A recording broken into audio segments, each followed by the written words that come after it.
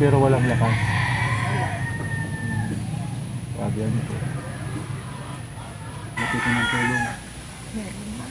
Kapitan namin dito Sabi ay nila. wala man lang aksyon na tumula sa amin. Babalik po kami para magdala po ng pagkain namin po.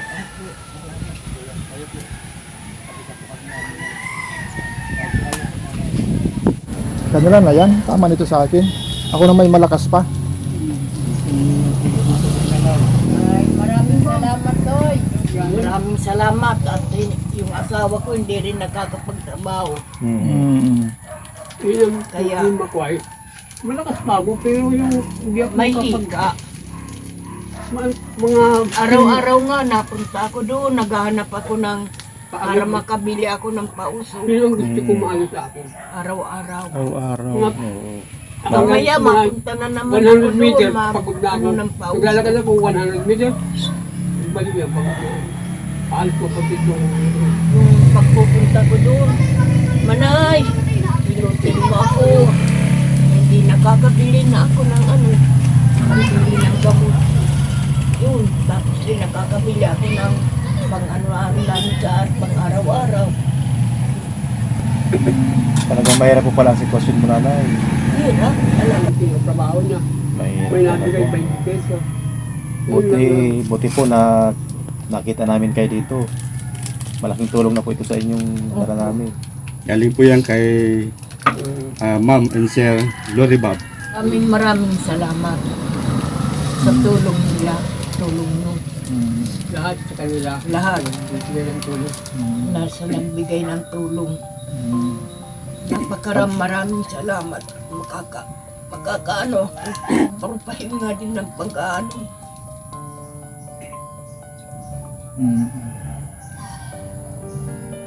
Sama. Ramdam na ramdam nila yung ano, hirap ng buhay. Ramdam talaga. Kahit pa paano ay ginagapan ko yung asawa ko para wag lang mawala sa akin. Sa anak ko man, malayo. Talagang mahal na mahal niyo po ang asawa niyo. Lahat ay ginagawa niyo. Ginagawa ko ng paraan para makasurvive siya. 5 taon na po palang ganyan si Pai. Kaya taon na talaga, pinagtitiisan ko ay kung iba-ibang babae, nilayasan na. Nilayasan na. Pero ako hindi ko magawa. Napakalaking bagay po yung pagmamahal niyo po. Kasi ang totoo, yung pagmamahal po talaga, buhay po talaga ng tao yun. Hindi ko magawang iwanan siya na ganyan ang katayupan niya. Kung mawawala yung pagmamahal ng isa sa kanyang kasama, posible ikamatay niya yun. Kaya nakita po namin sa iyo, nanay, yung katangian yun, yung pagmamahal. Kahit gustong kinukuha ako ng mga kapatid ko, sabi ko, ate, hindi na ako sasama sa inyo, paano pa ako ito? Kaawa-awa. Alangan ko naman kako iwanan yan. Kung kailan kako ganyan ang kataliwan, iwanan ko. Okay lang po sa inyo, nanay, niya dito kayo nakatira. Okay lang. Wala pang ano ay, wala pa kami, hindi pa nadating ang budget. Ano po gusto niyo sabihin sa mga anak niyo? Ay, sana'y matulungan niya ako.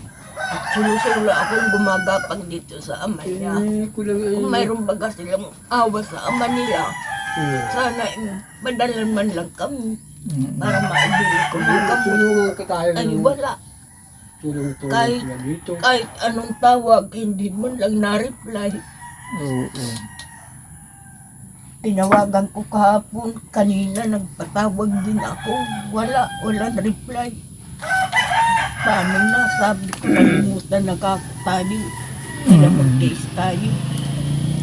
So, Kahit pa paano, magagapang din kako kita ng kahirapan natin. so, timing po pala yung dating namin na magdala ng kaunting tulong sa inyo. Salamat na marami. Ilang taon na po kayong dinadalaw ng mga anak niyo? Tagal na po. Nasa 10 taon na. At tagal na. Ilan po yung anak ninyo, nanay? Nasa Bulacan. Ilan po yun? Iisa yun. Ay, isa. Ano pong balita nyo sa buhay nila, kalagayan ng buhay nila doon? Mahirap din. Mahirap din. Construction ang trabaho ng asawa. Siguro yun ang dahilan kung bakit di sila nakapagpadala sa inyo. Siya, naiintindihan ko naman po. Naghihirap po ako.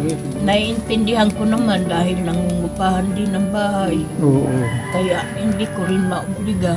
Oo. Nahihirapan din So, siguro. ang bait nyo pong magulang at asawa. Kasi naunawaan nyo ang lahat ng sitwasyon kahit Sabi ko napakahirap. nga ni ay kung magpapadala, kawawa naman kakong mga bata rin doon magtitiis. Titiis. Makapagpadala lang sa atin. Ma'am and Sir, Glory Bob, dahil malaking tulong po ito sa kanila.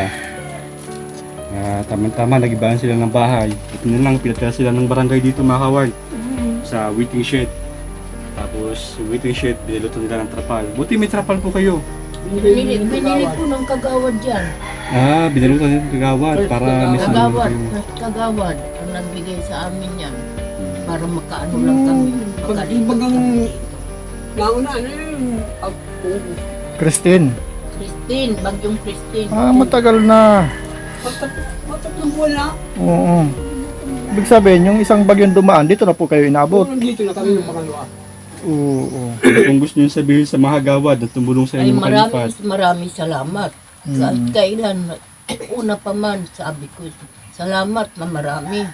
At natulungan nyo kami. Hindi kami pinabayaan ng mga kagawad. Nagpabatlakan ko dyan, kumain ka na, nanay. Sabi niya, kumain ka muna. Sabi ko, kumain na ako, anak ko. Mamaya ngaya, dumaan ka. Binibigyan ako ng ulam. May mga tinda sila. Nakaka-survive kami. So, shoutout po sa barangay Kagawa dito na lagi nagpapakita ng kabaitan sa kanilang mag-asawa. Salamat na. Doon po Ipapasalamat ako talaga. Doon din po sa barangay captain na nagpatira sa kanila dito sa kiosko na ito. Opo. Kasi dati po dumadaan kami talaga dyan, nakikita namin yung bahay doon. Di ba talaga lumagpak? Lumagpak talaga. Muntik nga kami madaganan. So, maraming salamat po kay Ma'am Lore at Sir Bob sa inyo pong tulong na ipinadala. So, marami po tayong mabibigyan Salamat ng po. kaunting tulong. Marami. Matagal na po namin konsumo itong mag-asawa. Ilang buwan po nanay sa tingin nyo? Mahigit. Mahigit yan. Mga 3-4 na buwan. 3 buwan. Kami po dyang dilata sa loob, mga noodles, pancit canton, may kape asukal dyan, mga biskwit. Maraming salamat po, madam. At sa mga tumulong sa amin dito, nagdala. Papasalamat din po ako doon sa kabaitan ng mag-asawa. Kasi sabi ko, may nagbigay sa akin ng noodles, wala akong lutuan. Ayun, nagdali sila magluto. Niluto na lang yung noodles. Buti pinagluto po ninyo. Nagluto naman. Walang problema po. Hindi po kayo nagdalawang isip na tulungan, Hindi. pulubi. Walang Oo. Sabi ko ba, lutuan mo na, kawawa naman. Dito nanay lang po ako. Ano po tingin nyo? Kailangan gupitan? Baka ano yan. Yung Pilo ka? Ayaw. pilo kaya. Pilo ka. So, natuwa ako mga kawal kasi ang bait nilang mag-asawa. Binibigyan nila ako ng kanin pagkain na ngayong tanghali. Yung dala kong noodles, sabi ko, ipagluto na lang nila ako. Dali-dali sila nagluto ng noodles, kaya nakakatuwa kasi napakabait nila. Ayan. Salamat po sa kabaitan nyo. Sa ibang salita, salamat po doon sa pagmamahal ninyo. Ang pagmamahal kasi, buhay talaga ng tao yan. Buhay talaga. Kapag nawala yung pagmamahal, Wala na. pwede ikapahamak ng iba. Salamat po ng marami. So, thank you po. Thank you, tatay. Salamat po. Oo. Sana po, tutuloy na po kami. Sige, ingat po. Salamat. Salamat. Ingat po kayo sa biyahe.